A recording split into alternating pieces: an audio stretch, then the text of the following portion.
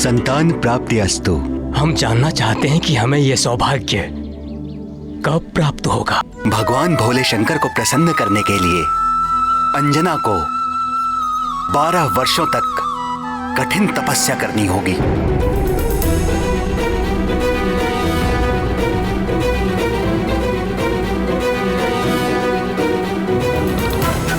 यहां से दक्षिण में त्रिलिंग देश में वेंकटाचल नामक पर्वत है, जिसे वाराह क्षेत्र भी कहते हैं। भगवान श्री विष्णु के तीसरे अवतार श्री आदि वाराह ने पृथ्वी का उद्धार करने के पश्चात उसी स्थान को अपना सतत निवास स्थान चुन लिया था।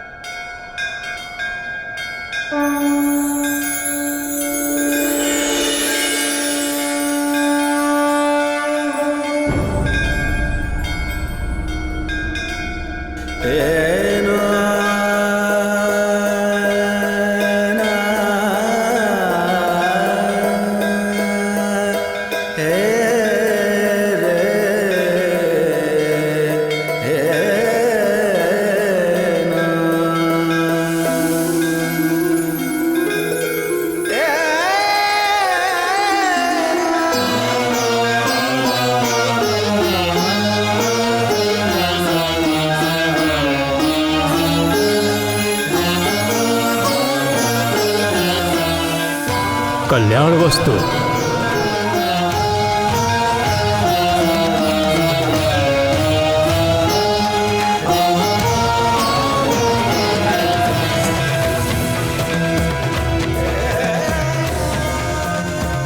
उसके उपरांत आकाश गंगा तीर्थ में स्नान करके तपस्या आरंभ करना। भगवान उमाकांत अवश्य कल्याण करेंगे।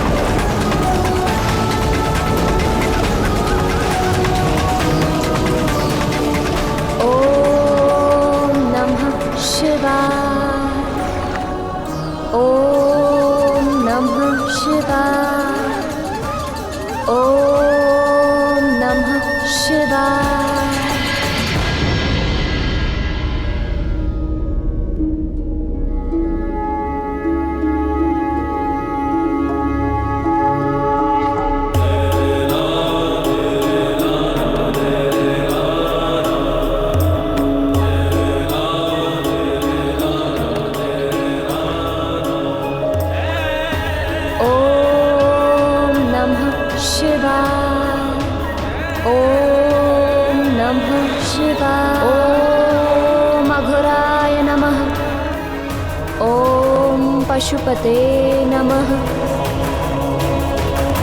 ओम नमः शिवाय। ओम नमः शिवाय।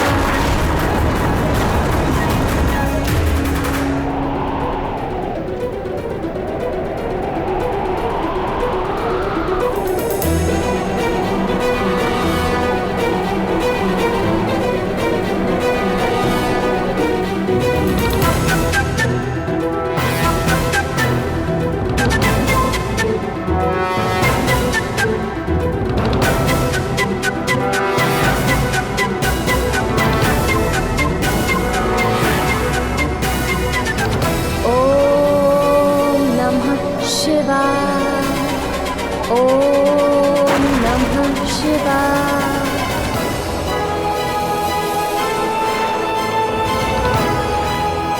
ॐ पशुपते नमः। इसी प्रकार कठोर तप करते हुए 12 वर्ष व्यतीत हो गए। अंजना की इस घोर तपस्या को देख देखकर करुणामयी जगत जननी भगवती पार्वती का हृदय निरंतर पसीजता रहा, किंतु कैलाशपति भगवान आशुतोष अपनी समाधि से बाहर आने का कोई संकेत तक नहीं दे रहे थे। अंततः सत्व मूर्ति शैल पुत्री का धैर्य छूटने लगा।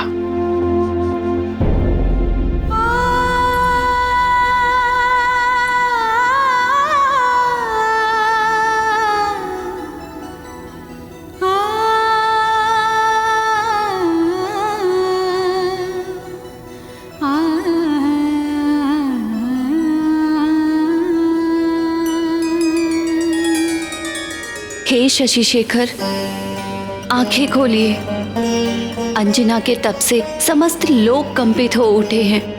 हे दीनानाथ, आप तो आशुतोष हैं, अपने भक्तों पर शीघ्र प्रसन्न हो जाते हैं। फिर अंजना के घोर तपस्या को तो 12 वर्ष बीत चुके हैं प्रभु, आप कब प्रसन्न होंगे? उस दीन के प्राण संकट में है दीनबंधु, दया कीजिए। आपके अंश का अवतार काल भी निकट आ पहुंचा है। आंखें खोलिए स्वामी और उसे उसकी तपस्या का फल दीजिए। आंखें खोलिए स्वामी और उसे उसकी तपस्या का फल दीजिए।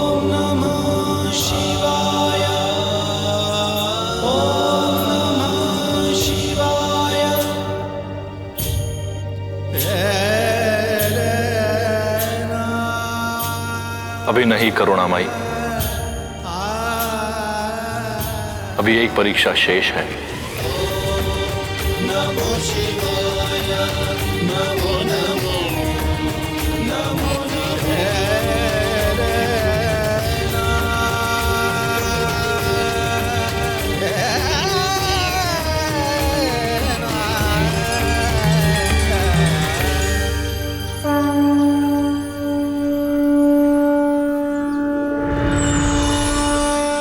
अंजना, तुम्हारा कल्याण हो पुत्री।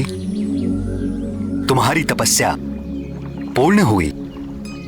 आंखें खोलो पुत्री।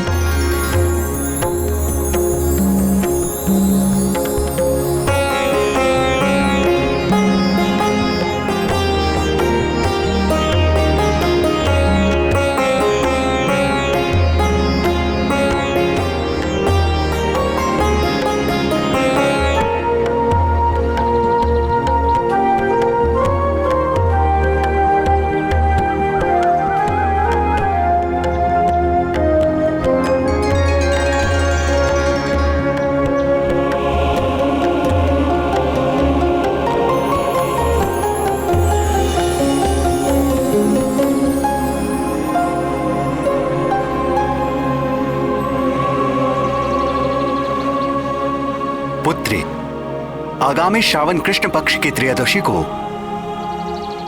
देवाधिदेव महादेव साक्षात तुम्हें दर्शन देंगे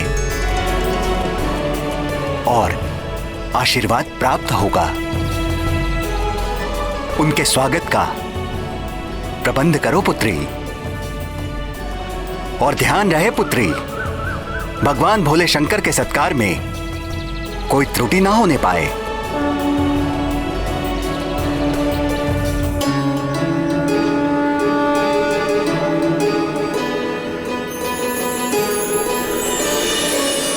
जब ब्रह्मा जी की 100 दिव्य वर्षों की आयु पूर्ण हो जाती है तो मैं प्रलयकालीन संवर्तक सूर्य बनकर अपनी प्रचंड किरणों से समुद्र, पृथ्वी और प्राणियों के शरीर से सारा जल सोख लेता हूं। जब समस्त ब्रह्मांड दहकने लगता है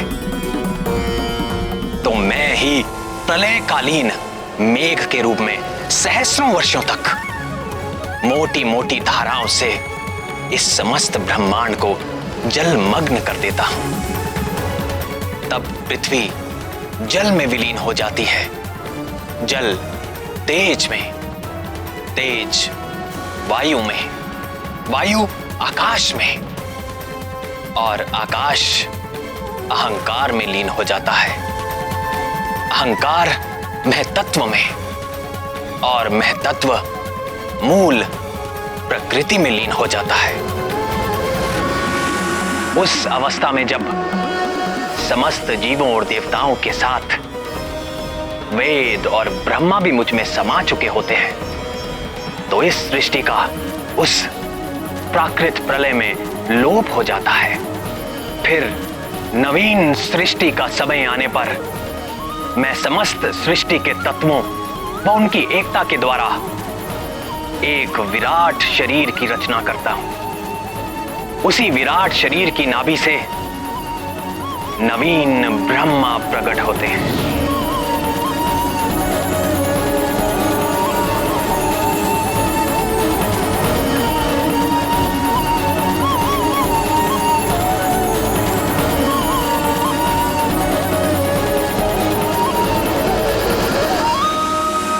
अगली प्राकृत सृष्टि के आरंभ में प्रिय हनुमान ब्रह्मा बनकर अपने इस जन्म में अर्जित ज्ञान, विज्ञान और मेरी प्रेरणा के आधार पर वेदों व पुराणों को धारण करेंगे।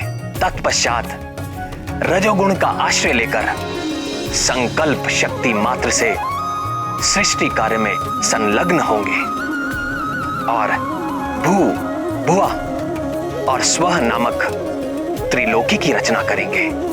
और फिर प्रजापतियों के माध्यम से वृक्षों, पशु पक्षियों, मनुष्यों की सृष्टि के साथ देवता, पितर, असुर, गंधर्व, अप्सरा आदि की देव सृष्टि भी करेंगे। यन्नाभि पद्म भवनादहमासमीक्य लोकत्रयोपकरणो यदनुग्रहेण तस्मै नमस्त उदरस्त भवाय योग। अपने आराध्य श्री राम के गुणगान और उनकी सेवा के अतिरिक्त महाबली हनुमान के हृदय में और कोई अभिलाषा नहीं।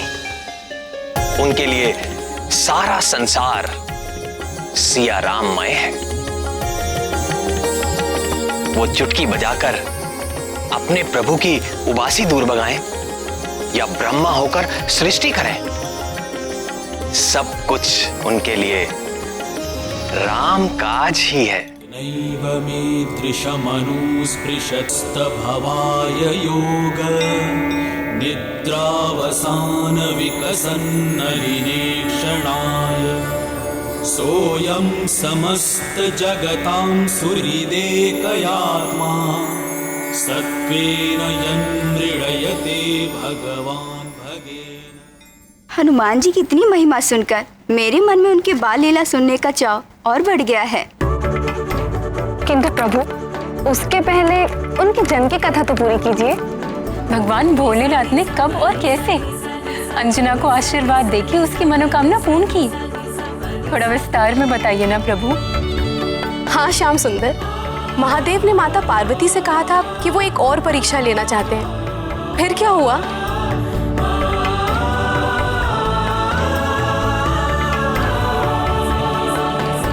अंजना और केसरी को कहां यह ज्ञात था? वो तो भगवान नंदीश्वर के स्वागत का आयोजन कर उनकी प्रतीक्षा कर रहे थे। अंततः श्रावण कृष्ण पक्ष की त्रयोदशी का मंगलकारी दिन आ ही गया।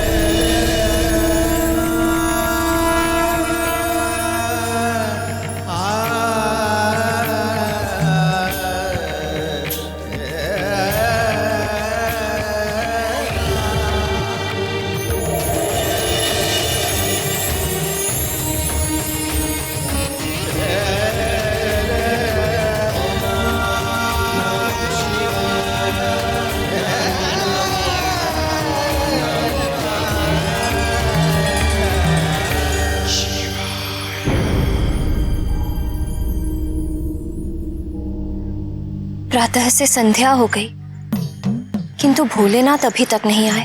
भक्ति भिक्षाम देहि, भवति भिक्षाम देहि, भवति भिक्षाम देहि।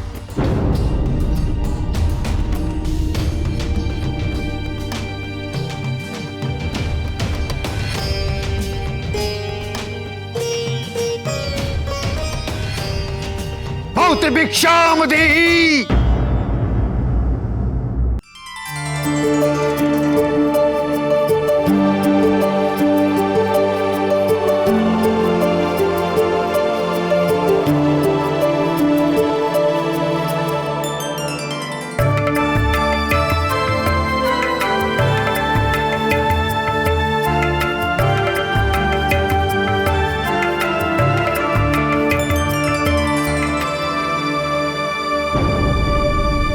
क्या इस बूढ़े के साथ उपहास कर रही हो?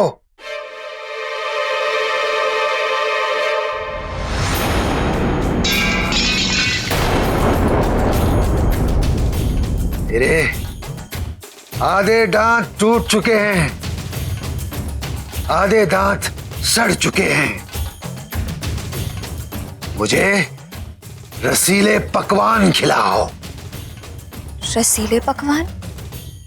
ऐसे अनजान बनने का नाटक मत करो।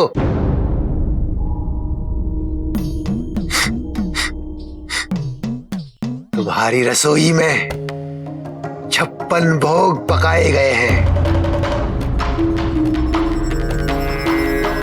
और मैं बड़ी दूर से तुम्हारी उस सुगंध के पीछे यहां तक चला आया हूं। मैं वो भोग लगाए बगैर तुम्हारे द्वार से नहीं जाने वाला।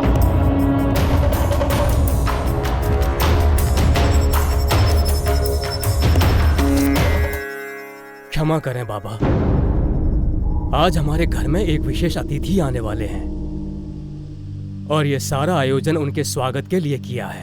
तुम कह रहे हो कि मैं अतिथि नहीं हूं? मैं बूढ़ा, दरिद्र, करूप हूं, इसलिए वो अतिथि नहीं होता जिसको न्योता देकर बुलाया जाए। अतिथि वही होता है जो बिना बुलाए किसी भी तिथि में चला जाए। नहीं नहीं बाबा, मेरी बात का अर्थ यह था कि ये सब हमारे इष्ट नहीं, अनिष्ट होगा तुम्हारा। मेरे समान बूढ़े दरिद्र भूखे को भोजन न करा के कोई भी इष्ट प्रसन्न नहीं होने वाला। बोलो, कराते हो 56 भोग? तो मैं चला।